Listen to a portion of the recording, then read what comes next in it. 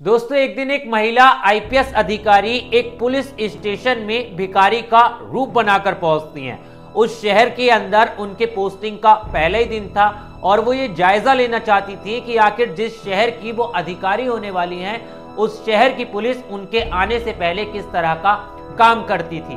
भिखारी का रूप बना रखा था, पुलिस स्टेशन के अंदर एंट्री कर चुकी थी, लेकिन पुलिस स्टेशन के माहौल को देखकर वो काफी ज्यादा हैरान हो गई थी। उन्हें कुछ ऐसे लोग नजर आए थे जिनकी परेशानी उनसे देखी नहीं गई थी और वहां के भ्रष्टाचार को देखकर तो वो आग बबूला हो चुकी थी। भिखारी का भेष बना हुआ था। उन्होंने कुछ आवाज उठाने की कोशिश की थी, तभी कुछ पुलिस के कर्मचारियों ने उन्हें पकड़कर स्टेशन से बाहर निकाल दिया था, जिसके बाद उन्होंने अपने असली रूप में आकर पुलिस कर्मचारियों को ऐसा सबक सिखाया जिसे सुनने के बाद आप भी हैरान हो जाओगे।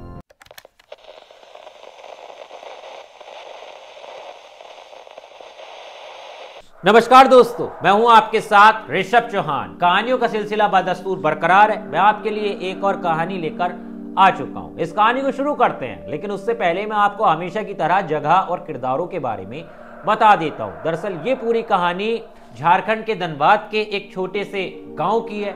इस कहानी के अंदर जो पहला किरदार है उनका नाम अनीता है, जो कि एक महिला आईपीएस अधिकारी हैं। इस कहानी के अंदर दूसरा किरदार उनका परिवार है, उनके साथ ही पुलिस वाले हैं और एक पुलिस स्टेशन है, एक गरीब परिवार है। अब कहानी की शुरुआत होती है आज से कई साल पहले। धनबाद के एक छोटे से गांव के अंदर अनीता का जन्म हुआ था। अपने माता पिता के साथ वो रहा करती थी। अपने माता पिता की इकलौती संतान थी।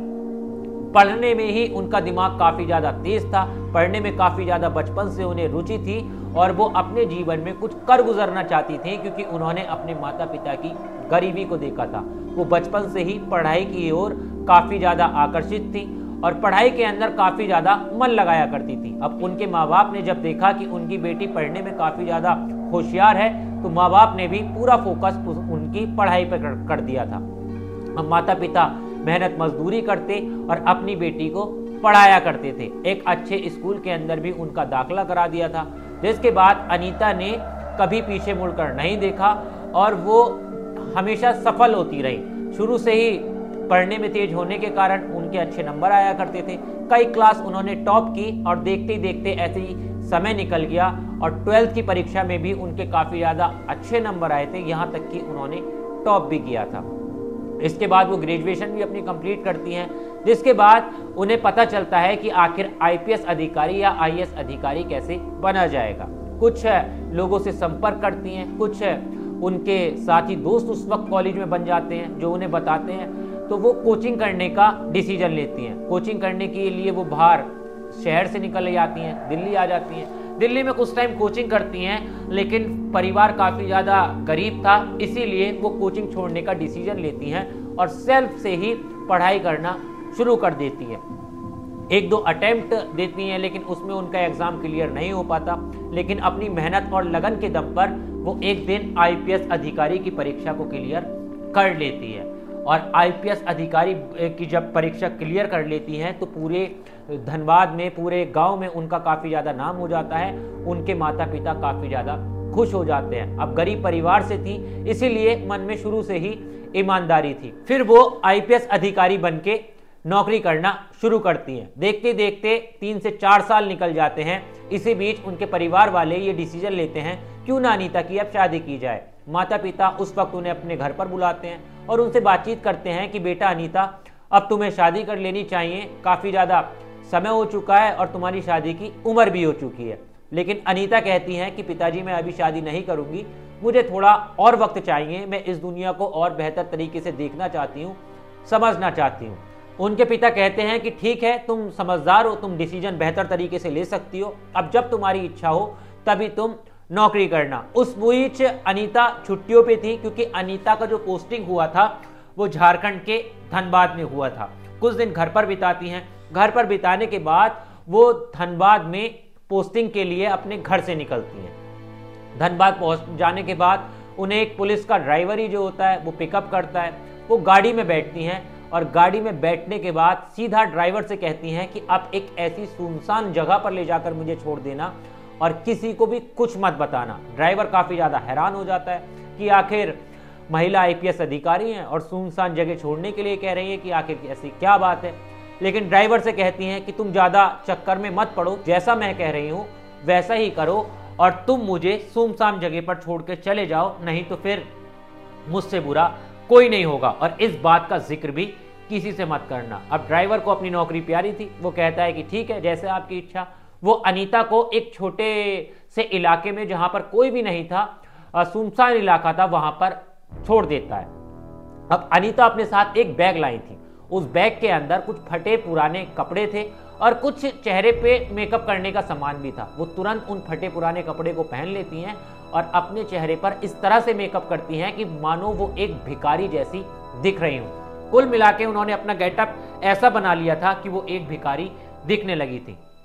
अब भिखारी की एक्टिंग करते करते वो बीच शहर में पहुंच जाती हैं, शहर की मेन कोतवाली के अंदर पहुंच जाती हैं। वहां जाकर वो कुछ देर आगे इधर उधर घूमती हैं तो पुलिस के कर्मचारी जो होते हैं, सिपाही जो होते हैं, वो नोटिस करते हैं कि एक यहाँ पर कोई भिखारन आई है, बार बार पैसे मांग रही है।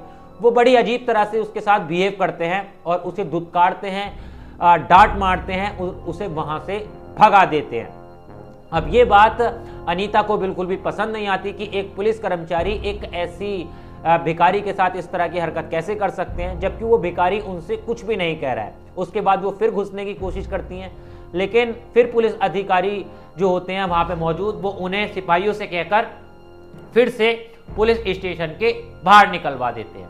लेकिन इसी बीच वो वहां पर मतलब पुलिस स्टेशन के आसपास घूमकर सब कुछ नोटिस कर रही थी। देखते ही देखते थोड़ी देर में काफी ज्यादा भीड़ लग जाती है। अब भीड़ को देखने के बाद एक बुजुर्ग पुलिस वाले थे, वो उनसे पूछती हैं कि आखिर ये हुआ क्या और यहाँ पर इतनी भीड़ क्यों लग गई है। तो बुजुर्ग पुलिस वाला काफी ज्यादा दुखी मन से कहता है कि क्या बताऊं बेटा तुम्हें, तुम क्या ही करोगी। दरअसल अंदर एक बलात्कार का केस आया है। एक मालिक के लड़के ने अपनी नौकरानी की बेटी के साथ में इतना घिनौना काम किया है और अब इस केस को सेटल किया जा रहा है, यानी गरीब आदमी पर प्रेशर देकर उसे बात दबाने के लिए कहा जा रहा है। इतनी ज्यादा भीड़ इसीलिए यहाँ पर लगी हुई है। कुछ मोहल्ले के लोग भी हैं, झुग्गी झोपड़ी वाले। जब वो केस आया हुआ था तब सारे कर्मचारी जो होते हैं, पुलिस के सिपाही जो होते हैं, वो उस केस में ही व्यस्त हो जाते हैं। तभी मौका देखकर वो फिर से पुलिस स्टेशन के अंदर एंट्री ले लेती हैं और वहां जाकर वो ये देखती हैं कि एक पुलिस का जो बड़ा अधिकारी था, जो दरोगा था, वो गरीब परिवार को डांट रहा था और उनसे कह रहा था कि इस केस को यहीं पर रफा दफा कर लो, नहीं तो अगर ये बात बाहर जाएगी तो फिर तुम्हारे लिए ही काफी ज्यादा दिक्कत हो जाएगी और कहां कोर्ट कचहरी के चक्कर में पड़ोगे। कुल मिला के इस तरह से वहां पर बातचीत चल रही थी और उन्होंने ये भी देख लिया था कि जो अमीर परिवार की फैमिली थी, उसके जो लड़के के पिता थे, उन्होंने उस अधिकारी को एक बंद थैले में काफी पैसे भी दिए थे। अब उन्हीं पैसों को लेने के बाद वो उस केस को दबाने की पूरी साजिश रच रहा था, साठगांठ कर रहा था। लेकिन बार बार गरीब परिवार जो था इस पूरे मामले में वो उस पुलिस अधिकारी से इंसाफ की गुहार लगा रहा था कि बोले साहब देखो, हमारी बच्ची बहुत ज़्यादा छोटी है और इनके लड़के ने उसके साथ दरिंदगी की है कि आखिर इंसाफ तो हमारी बेटी को मिलना चाहिए, हम गरीब हैं तो क्या हमें इंसाफ नहीं मिलेगा। उसके बावजूद भी वहां पर जो अधिकारी था, जो दरोगा था, वो बार बार उस के पिता को, उस परिवार को धमका रहा था और उनसे कह रहा था कि तुम यहां से इस भीड़ को लेकर चले जाओ और जो कुछ भी होगा आगे मैं ही देख लूंगा और हो सकेगा तो तुम यहां पर इस केस को सेटलमेंट कर लो या फिर तुम जो करना है वो कर लो, यहां पर कुछ भी नहीं हो पाएगा।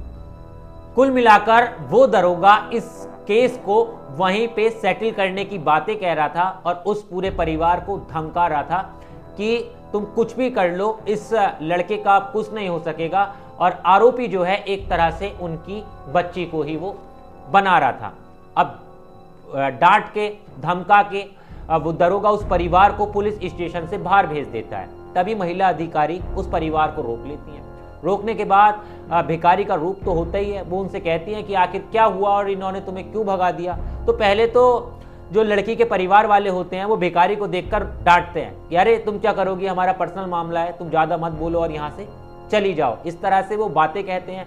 लेकिन फिर जब वो थोड़े सही से बात करती है और थोड़ी इंग्लिश वगैरह बोलती हैं, तो फिर वो काफ़ी ज़्यादा हैरान हो जाते हैं कि आखिर भिखारी का रूप बना रखा है और एक महिला इस तरह से अंग्रेजी में कैसे बात कर सकती है। वहाँ मौजूद कुछ पुलिस के जो सिपाही होते हैं वो भी इस बात को नोटिस कर रहे होते हैं।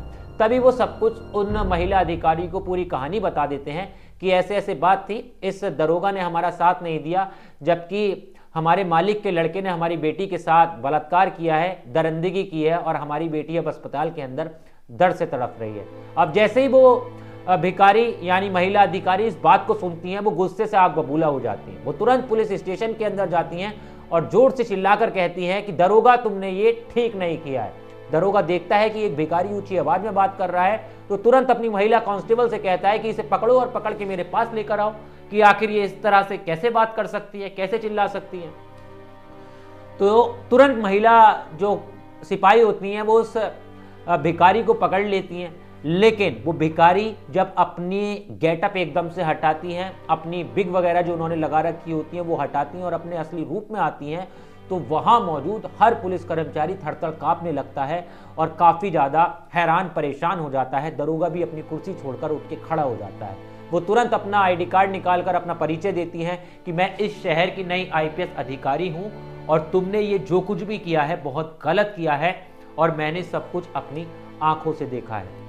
उस परिवार को उन महिला अधिकारी ने वहीं पर रोक लिया था और उस परिवार के सामने ही वो पूरे पुलिस स्टेशन की क्लास लगा रही थी और उन्हें जबरदस्त तरीके से डांट रही थी। जिसके बाद वो परिवार से कहती हैं कि अब आप परेशान मत हो, मैं आपको न्याय दिलाऊंगी और आपकी बच्ची के साथ अगर वाकई में गलत हुआ है तो फिर मुजरिम को कोई भी नहीं बचा सकता। लेकिन इस पूरे मामले के अंदर वो तुरंत से अपने हाथ में संज्ञान लेकर जांच पड़ताल करना शुरू करती हैं और कुछ ही दिन में इस केस को पूरा फाइनल कर देती हैं, जिसके अंदर दोषी वाकई में लड़का पाया जाता है और फिर कानून के जरिए उसे सजा भी दिलाती हैं। इतना ही नहीं, पुलिस का स्टेशन के अंदर जो दरोगा था, जो साथी उसके कर्मचारी थे, उन्हें भी वो जमकर लड़ताड़ती हैं और उन्हें भी लाइन हाजिर करके उन्हें भी कड़ी से कड़ी सजा देती हैं। और ये उनका एक तरीका था, यानी वो ये देखना चाहती थी कि आखिर जिस शहर के अंदर वो रही हैं उसके अंदर किस तरह से भ्रष्टाचार हो रहा है और उनकी पुलिस की जो टीम है वो किस तरह से काम कर रही है। लेकिन उनके इस टेस्ट में वो पुलिस की टीम पूरी तरह से फेल हो चुकी थी। लेकिन उन महिला अधिकारी ने उस परिवार को भी इंसाफ दिलाया और उसके बाद उन सारे के सारे कर्मचारियों को लाइन हाजिर करके सजा भी दी। अब वो इसलिए ऐसा करती थी क्योंकि वो एक गरीब परिवार से आई थी और उन्हें पता था कि आखिर गरीबों की आज के समय में सुनवाई किस तरह से होती है, या फिर पुलिस प्रशासन के अंदर एक अमीर व्यक्ति को और एक गरीब व्यक्ति को किस तरह से ट्रीट किया जाता है।